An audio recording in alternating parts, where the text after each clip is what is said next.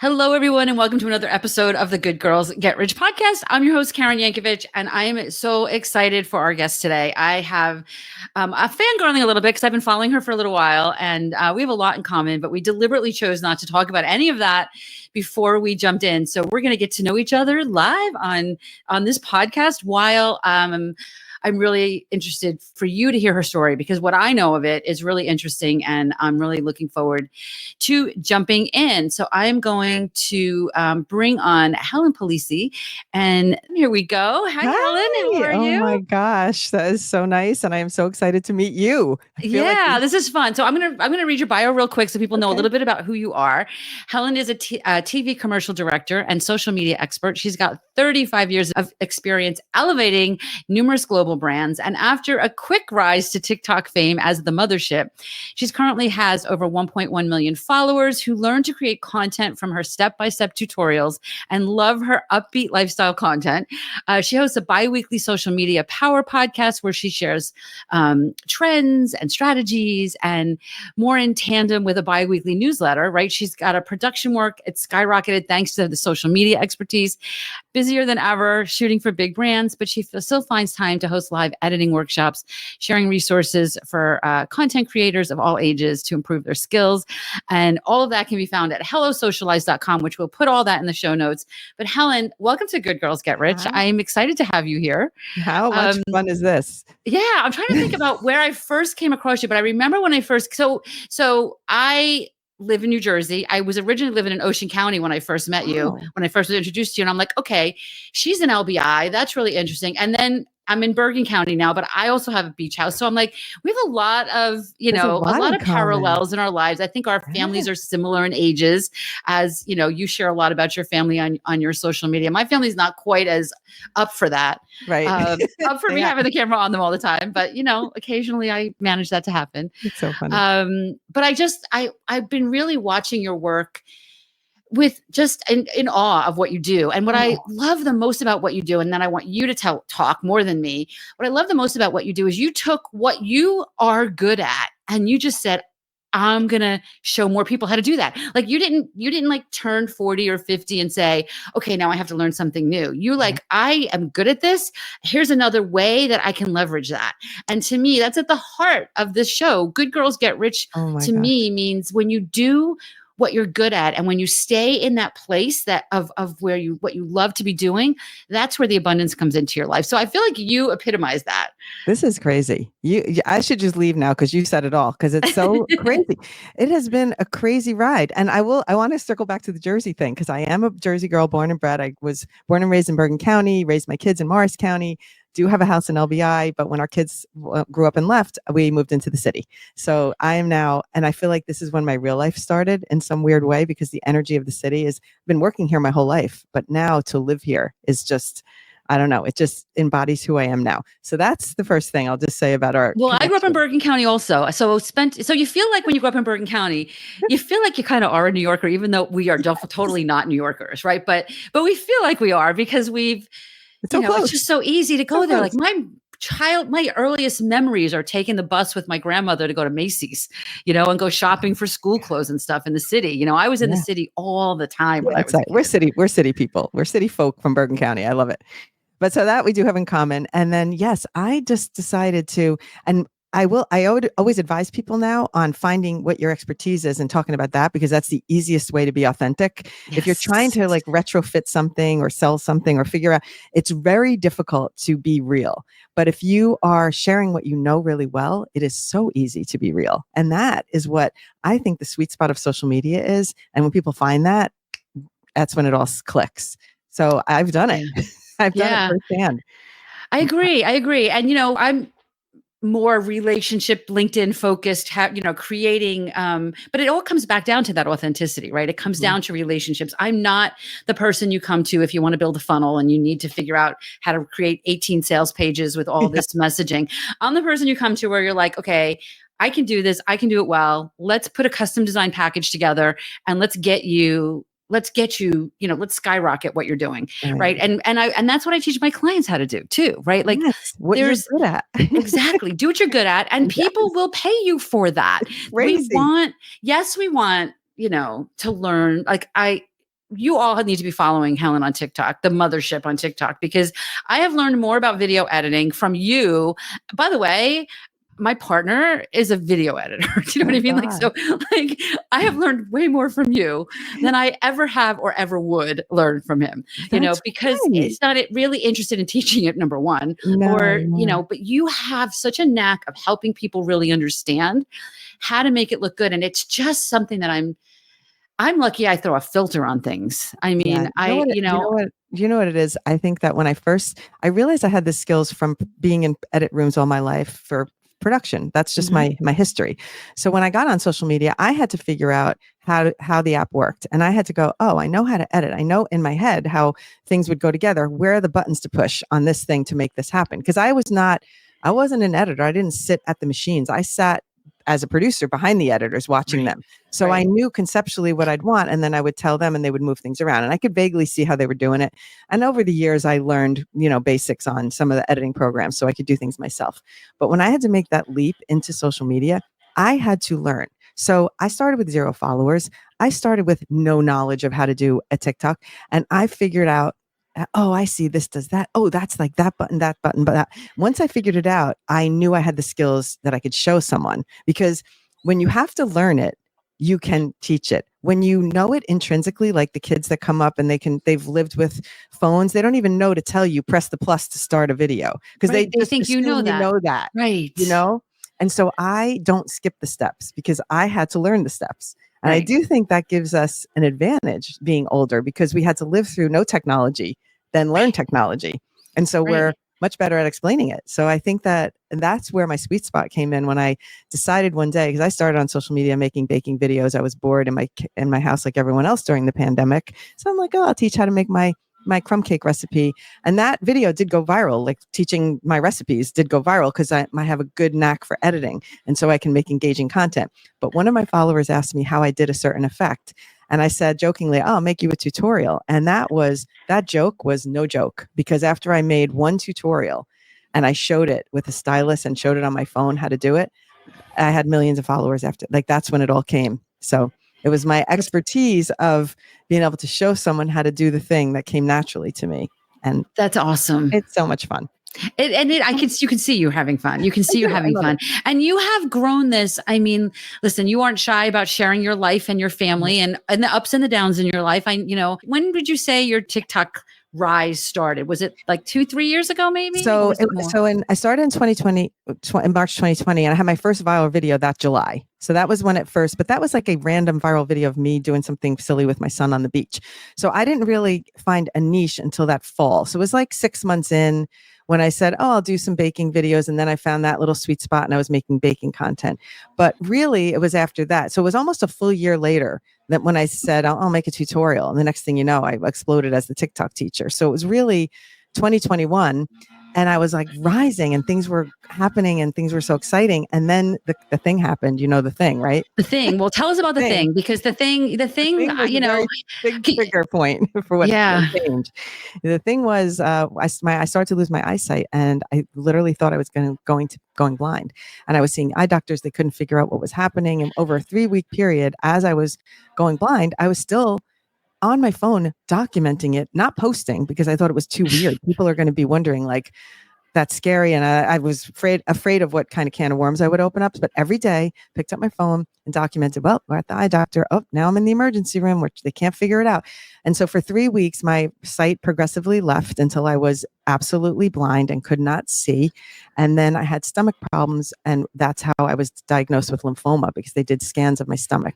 So the lymphoma had manifested behind my eyes, and that's what was causing my blindness. But they weren't looking for things in my stomach when they were looking at my eyes. So nobody could figure out. So it was a very rare case. And my doctor even said, 35 years of him doing cancer, lymphoma research, he never had seen anyone go blind from it. So I was an enigma. I was special. Always good to be special. Good to be special. But at that point, once I got the diagnosis, I decided I was going to take all my videos. My daughter and I sat. I couldn't see yet. I had to go through radiation to get my eyesight back. But before the radiation happened, we sat down. We knew the diagnosis, and I went into a quick chemo to settle everything down. And at that point, we edited a video and released it. So I went viral with the story of my blindness. And then a whole slew of other followers came on board, and their comments were, I followed you to learn about TikTok, and now we're going to learn about life. Right, right. But and mind you, this is, you listen, I am sure you had your dark days, but Oh yeah. from and you shared a lot of that. You shared a Absolutely. lot of that. I didn't But hide what it. I remember is like you pulling nurses when you're in chemo into your TikTok videos to dance with you while you were, doing things, right? Like you Yes. involve everybody It in was this. And so it's good. It was so yeah. good. I'm going to tell you that my thing, first of all, two things it did for me is, one, it gave me purpose. Mhm. And it gave me focus. So it gave me something else to do, because I was like, not just going to go from to being a victim of cancer. I was like, well, I guess I'm still going to remain a content creator. And now I'm going to be talking about some different things in some of my videos until I can get back to tutorials. So but also it it launched me into being an educator about that when you have a diagnosis like that, it doesn't have to stop your life. You can carry on with your life. Yes. I still went to shoots. I did work. I put my wigs on and I went, and some of my clients didn't even know. I had a wig that looked just like this for a while there, So I just wanted to show that you don't have to stop your life. You can keep going and go through this too at the same time. It's not like one or the other doesn't have to be true. You could have both. And I was Well, really I happy think to do that because I had such a great response to it. And I'm so glad then you I I'm just so had glad you fun. did. I'm sorry that you had to go through that, but I'm so glad that you did, because I honestly think that's one of the beauties about being an entrepreneur is that we can choose Yes. how we're going to show up. Yes. And that's not always the case if we have a job, right? It's almost never the case if we have a job where we're Yeah. told how we're going to show up. But as an entrepreneur, we get to choose. And, we haven't talked about this, and I don't actually know a lot about this in your world, but when did you start monetizing this? And did you monetize it through that period? Oh, I'm going to tell you, this is so funny. So people will always say, well, why don't do you do brand deals? Actually, no, I haven't really had the desire to do brand deals, mainly because what I always tell people is, when you put your expertise out, the work will find you. Mhm. So what happened to Well, me that to me is is, monetizing it. I don't think, it is monetizing. And Yeah. that's what I'm saying. Even though I'm not monetizing like TikTok, I'm getting view money, but it's like that's not going to, make a living for someone. The view money, you have to be with 15 million followers to be having money from views, I think, to be able to really monetize that. But I think most of the big creators are monetizing through brand deals. And mine came through, my expertise came through. So my day job suddenly lit up. Whereas before I thought, I'm 63. I'm happy to say my age. I don't mind. But So am I. yeah, right. So we must have been. So we grew up in Bergen County at the exact same time. Yes. That's We so probably crazy. met each other. That's so crazy. What town did you grow up in? Asbrook Heights. Okay, I grew up in Bergenfield. Oh, wow. All right, so we were probably at a football game together. Okay, we're going to talk about somebody in Bergenfield that I know very well. I can't wait, but I won't put it on here. But oh my gosh, good I'm so idea. Good excited. idea. I'm so excited. Yes, but I literally, my day job lit up.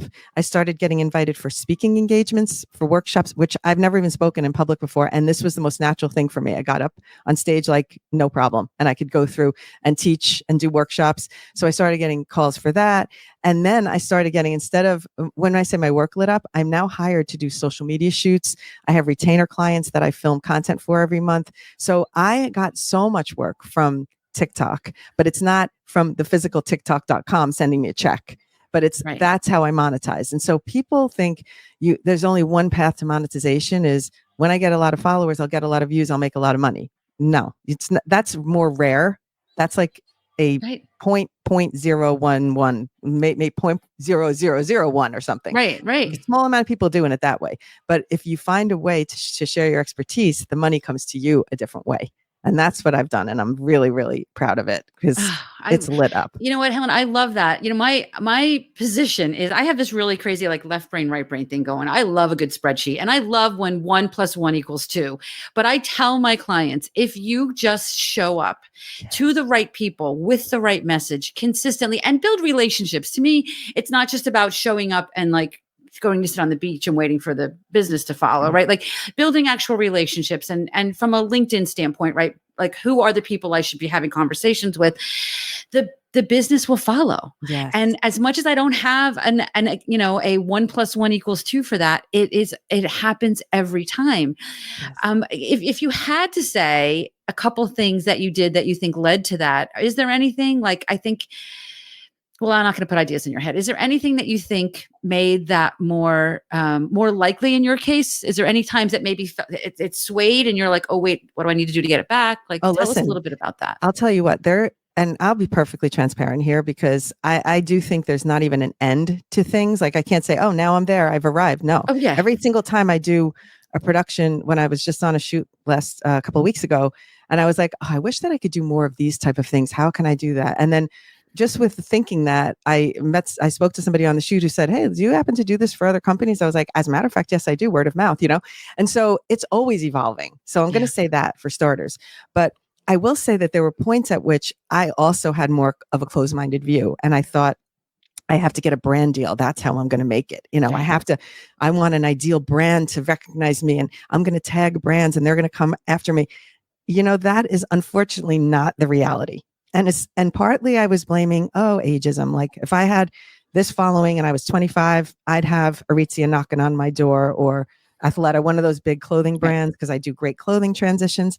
And I had to get over that hump myself. And I still struggle with that hump. I'm going to be honest with you. Like sometimes like, God damn it, how come I can't get a good sponsorship like that? And it's just like, that is not my path.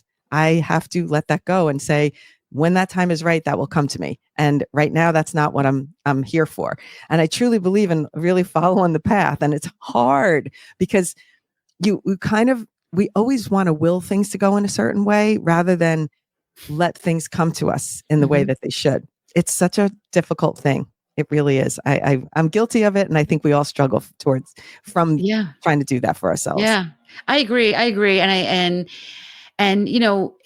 I feel like too, there's one thing about I think being visible is important if you're I think for pretty much everyone. And I know that's such a crazy statement to say, but if you are looking to, create more influence and income and impact, you need to be more visible, but you also need to be visible in a world that is so noisy. So how do you stand out?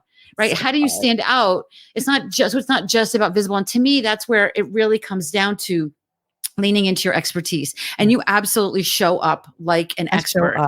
You show up like an expert. Well, that's the word I almost put in your head, because I feel like the consistency piece is so important. It is more important than any other piece. It is absolutely more important than, if I had to pick one thing, it would be consistency, because you can have waves. Like right now, the views kind of suck. And somebody just asked me recently, what do you do when the views? I said, the views are not what drive me. Every day I show up, views or no views. And I just love to show up. And I also like to make it fun for myself. So here's the thing that a lot of people do.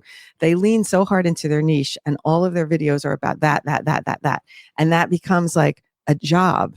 And I try to think, what can I do today that's fun? I literally posted a video last night where I just was walking the street and the weather was so crispy and beautiful. And I was like, hello, that's all, just hello. And I posted that as a video because it was a fun moment and I wanted to share it with people. And that's how I show up. So whether it's with my kids or something I'm experiencing, or I'm at work and I'm getting people in the production at the shoot to dance along with me, which is always so much fun because they're like, who is this crazy lady? You definitely, you should accost people on the street. I do. I asked a woman to film me the other day, and then we chatted for a minute after, and I said, do you want to be in one with me? And she said, sure. And the next thing you know, the one that I filmed, I threw to the ground, and then I ended up just posting the one that I did with her. So yeah, awesome. I just love it. So I'm getting I'm feeling a little overwhelmed from this. How do you batch? Do you just have a simple, what's the process of being consistent in a way that feels fun and not like work? It's so funny because I can speak from two sides of this, because I have to be consistent for a client and for myself. And because right now I have a client I'm working with monthly I'm cranking out content that I'm not in it. So this is me as a more like user generated content, but it's brand generated.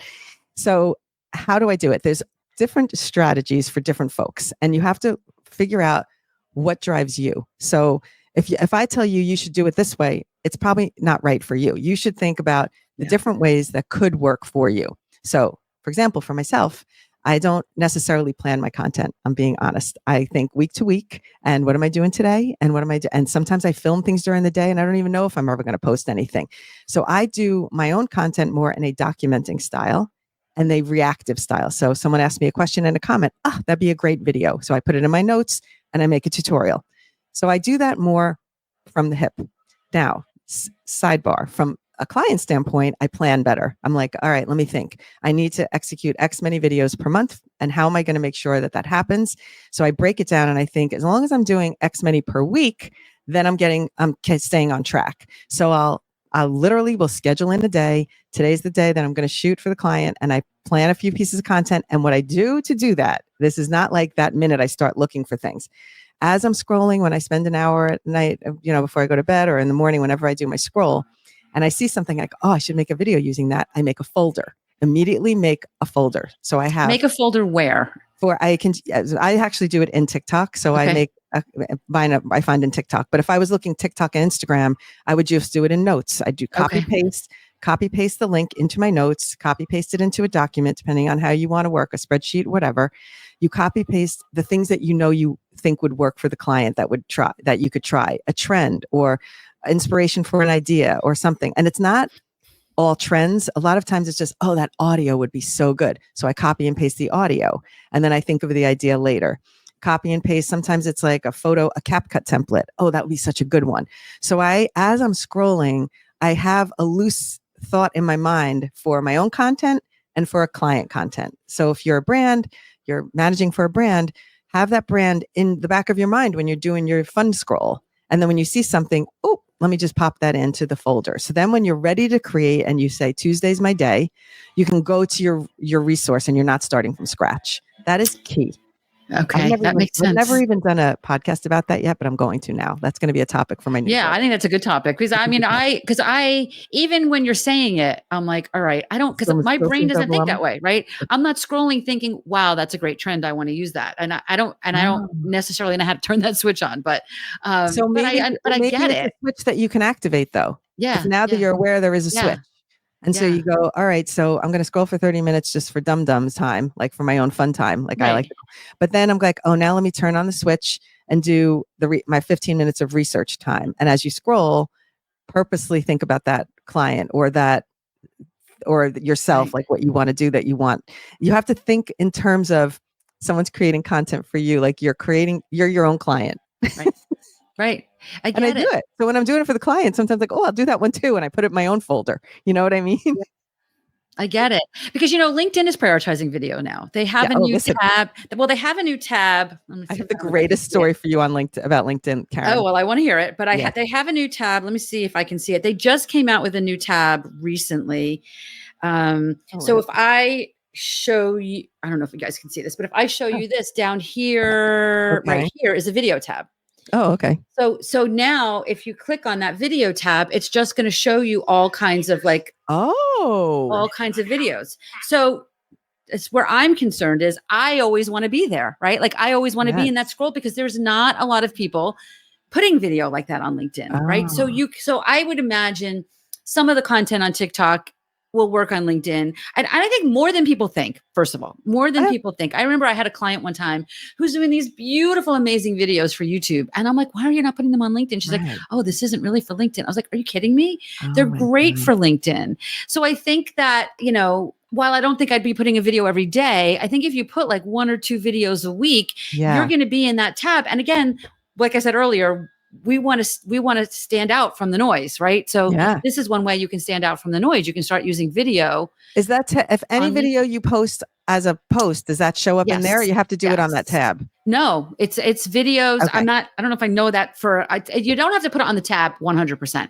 I don't know if every video you put on there it will, but I believe it does. I believe it just pulls videos from your followers. Videos. Okay. In that tab. Now, not everybody might have that link yet, but because I have it. Recording this, it's in October. I would say August, September is when that started. Okay, so I have it. I never even noticed it. But here's what I'm going to tell you. That's fun. 2 things now, because my dear friend who I launched her into creating, and she will tell you that I was her inspiration for starting to post video content. And she started on TikTok, and she was like kind of intimidated, kind of shy, did a video, sent it to me. I edited it. And she was like, that editing was game changing of how I'm going to proceed.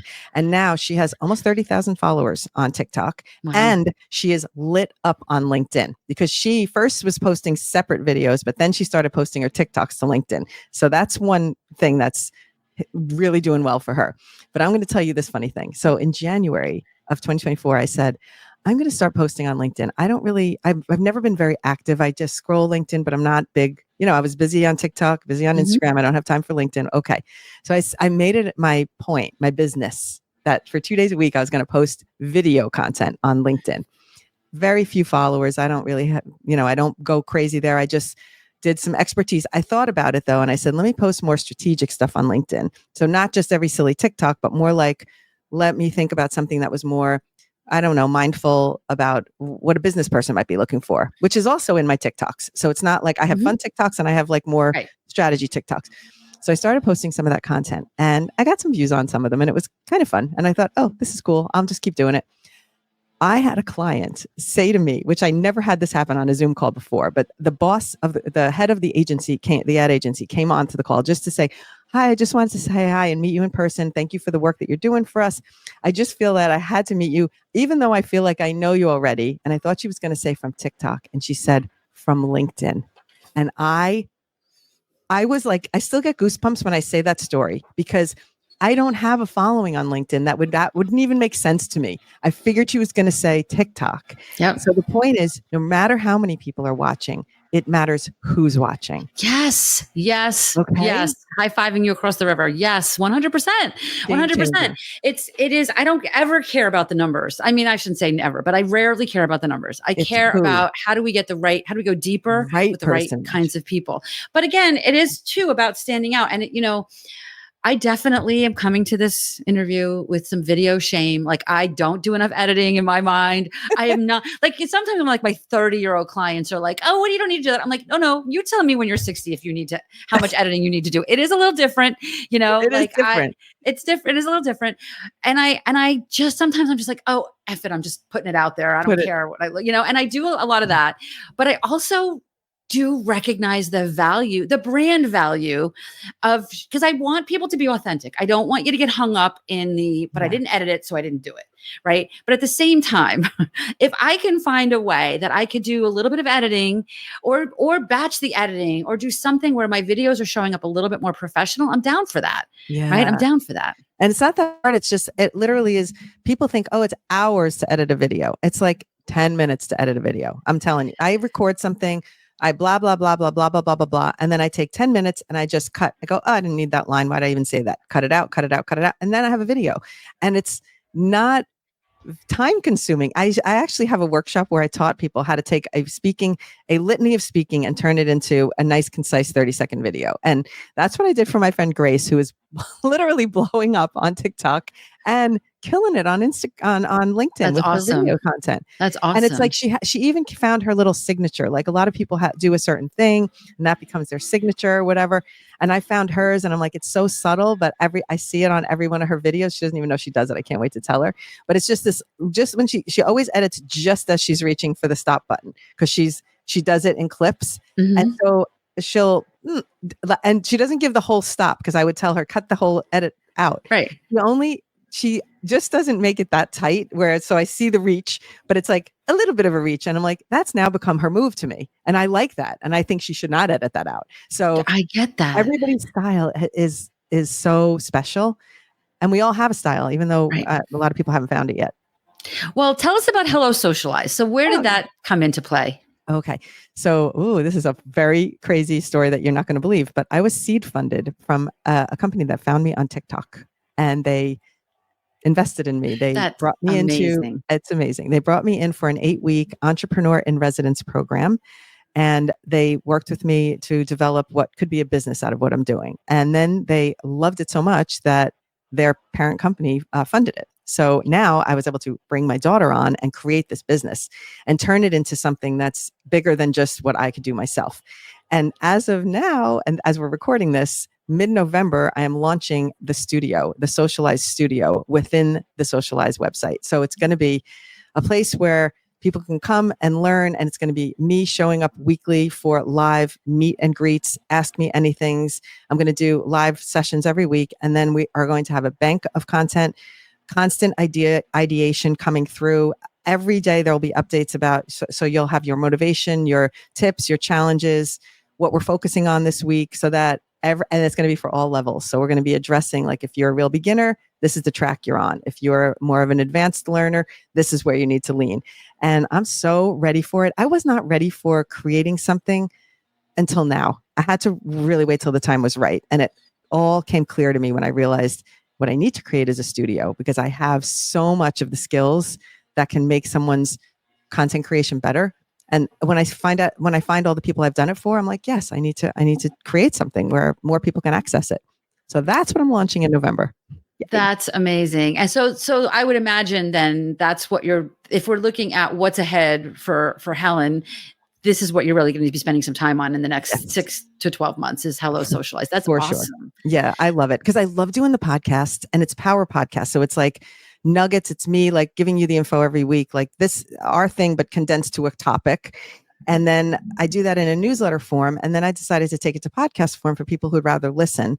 And then the podcast evolved into me giving more bonus info on the podcast because I have more time to really dig into a topic. So I love doing those two things. And that's when I realized, let me do some live workshops. And I was doing the webinar ones where you're on and then people are in the chat. But a lot of people want to meet. They've emailed me, why can't you be my neighbor and help me come over to my house and help me make videos? Or why can't, so when you say you're going to have a studio, is it a physical studio? So this is turning into a physical studio, but I'm going to make it a virtual studio. So the Socialize studio is going to be virtual. And then I'm making this it seems like weird sync that I'm doing it at the same time, but I'm changing this into, right now it's just a guest bedroom. And I'm like, Murphy bed, now it's my studio. So now that's what's happening. So I'm doing it physically just to support the virtual part of it for my own head, but it's going to be virtual for anybody to be in and learn and then have access, because people want access, so and access to me is what I was trying to figure out. How do I offer that without doing like private one-on-ones, which I know realistically that's not going to be feasible for me, because then I have a shoot and I'm gone for a week in Croatia. How am I going to do private one-on-ones? So right. And so many people don't realize how accessible this studio stuff is to them, how affordable. I mean, you can spend a lot of money on lights, but you can also spend $20 on a light that's going to do well. My light is this big. I don't know. Crazy. So there's so many, and microphones. And I mean, I just have so much crap, but I don't know how to use half of it, but it is a little bit of a game changer. It is a little bit of a game changer when just those couple little pieces of equipment, or even just, I remember during the pandemic, I just decided like, what's going to make me get up and get showered and dressed every day when you can't leave the house. Right. So I said, I'm going to go live on LinkedIn every day at 8:00 or 9:00 or whatever. And I did for like months. But I was also, it was when I was living in Toms River, my house was completely under construction. Oh, wow. So I bought a green screen because I'm like, okay, I have to hide stuff. But you bought a green massive screen. So I'm like, what am I going to do with this giant thing? So it just got crazy. So as I was doing the construction, I'm like, I need to set my office up that I can turn on my camera and talk. Right. Because having to set everything up every single time I want to turn my camera on is making me not turn my camera on. Yes, it's debilitating. So what's behind me now? This is all, I mean, it's a mess, but it's real, but it's perfect. Me. It's me. And I happen to be like, my office right now has a lot of light. So I don't even actually have a light on right now. For those of you watching it. What's that? Where's your window? Do you have a window right in front of you? My window's over here. I have my window here. Two giant windows here. And then I have lights above me. And so I have a ring light, but honestly, then it shines on the pictures behind me and it shines in my eyeglasses. And so, but I'm actually moving and I feel like I'm a little worried because my office is dark. So I'm going to have to figure lights out, but I will, because when you figure it out once, then you can just turn your camera on and talk, and not get hung up in, I can't do videos because, Yes. It's so funny what I'm getting. I ordered a light for here, but it's not like a production light, the kind that it's just like a lamp that's actually a cool looking light. And that is what it's going to be, my lighting, because it almost gives a vibe of production without being an actual umbrella light. Right. So I will be sharing content about that. And then I guess I don't know when you started talking about Hello Socialize, but I remember when I saw it wasn't that long ago and I was like, oh, that's interesting. She's pivoting to something interesting. Maybe that's when I reached out about doing this, because I was like, I need to hear what she's up to. This is so cool. I am definitely going to share this with everyone. I might have to up my TikTok game. You're going to up your I TikTok game, but might your have to LinkedIn up my game, TikTok game. whatever game it is that you love is what you should focus Yeah. on. So Well, if you here's just, the deal. At the end of the day, it's all repurposable, right? So if I'm doing yes, videos, put it anywhere. if I'm doing videos for my, for Instagram or for the podcast or for LinkedIn or whatever, why am I not using it? And I Yeah. think what intimidates me a little bit about TikTok are the trends and I just like, I don't even know where to go with that. But it doesn't mean I can't figure that out because oh my God, the trends make life so easy. That's why I think the trends are the fun part. And that's the easy part. I almost want to say I struggle more with let me make sure let's see what would be a good tutorial for this week. Like I have to put more thought into that. When I see a trend, I immediately know what to do. It's so funny. But I want to just say one thing about this whole idea of you saying, I want to go and do TikTok is you can, anything that you're creating for LinkedIn, just throw it on TikTok. You don't have to, you don't have to. Okay. And what I started doing strategy wise that I want to tell you, because I think that's how come you know about Hello Socialize. And it's a little thing I started doing that has really changed things.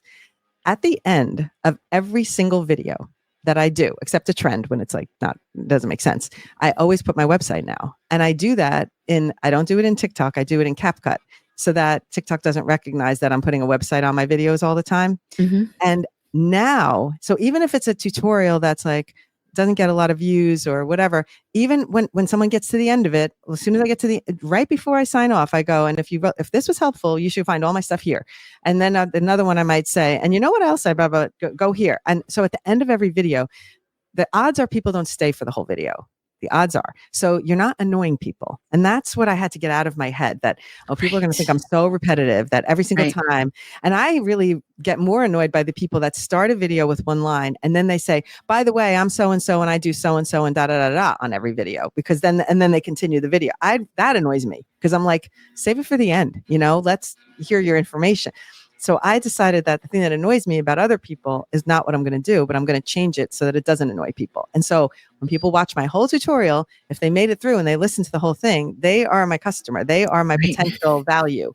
Okay. So those people are the ones that are going to stick around enough to hear, oh, this is my website. This is where you can find my podcast, my newsletter, my free workshops, and everything right now is free. The only thing is the studio is going to have a charge for it, but that's because I'm going to be very available to people. So that will be a monetized thing. But it's been very game changing for my analytics. I see people going to the website more. I see random signups for the newsletter now. I see people more eyeballs on the podcast now, because at the end of every video, depending on which one they saw, they're getting that call to action. And I've never been about that until now. So boom, I learned something. All right. Well, that's awesome. That's awesome. I have one more question for you. And I'm almost afraid to open this can of worms because I don't want to go too much longer. But do you have one TikTok account or do you have a personal one and a business one? I have one TikTok account for myself that has the 1.1 million. Then my daughter, since we started the business together, we did make a Hello Socialize TikTok, which is pretty decent. It has 22,000 followers, believe it or not. And I barely pay attention to it. She posts mostly podcast stuff on there so that I have different content on that account.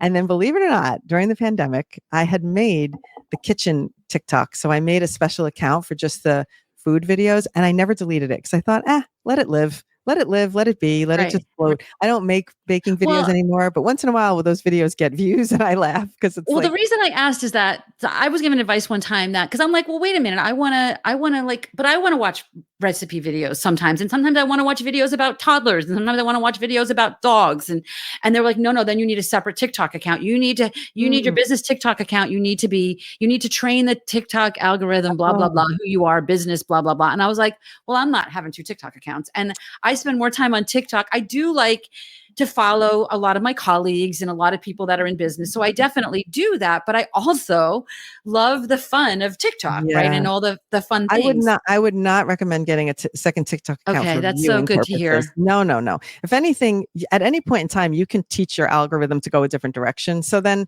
if that time comes, you'll stop. You won't stop on so many, cute kid videos. And I still watch all the fun stuff, but my algorithm for myself, people that see my stuff are the ones looking for it. It doesn't really matter what you watch as to what you're offering. Okay. So that's good to hear. That's good to hear because like I said, I was given that advice not that long ago by somebody that is pretty big on TikTok. And I was like, it immediately shut me down. I was like, well, I'm not going to do that.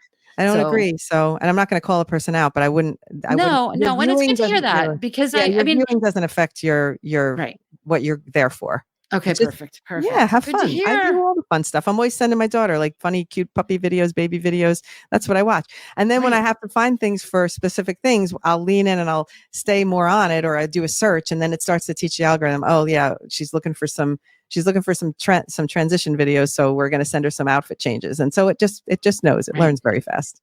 Awesome. Yay. All right. Well, this was so This good. is This was so good. good. So, we'll share everywhere your podcast, the information on Hello Socialize, your TikTok, your YouTube, and all the good stuff. Thank you. Um, thank you so much for I being here. enjoyed This this. was You so are fun. I fun. definitely, Jersey girls, unite. yeah, right. Jersey girls, the best conversations. We've had a few Jersey girls on the show, and they're always the best conversations because I love it.